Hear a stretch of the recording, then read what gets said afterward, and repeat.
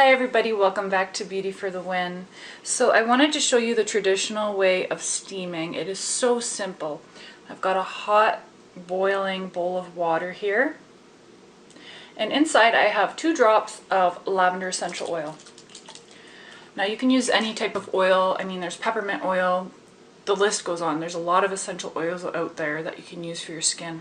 Lavender in particular is great for acne. It's good for opening up the pores, good for inflammation.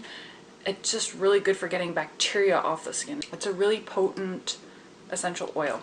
So I only put about this much water in, probably about 2 or 3 inches of water up.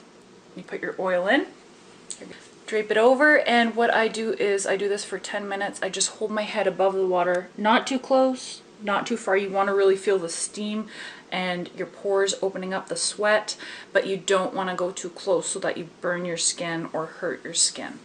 You'll find out what works for you. It depends on your face. Here we go, 10 minutes, good to go.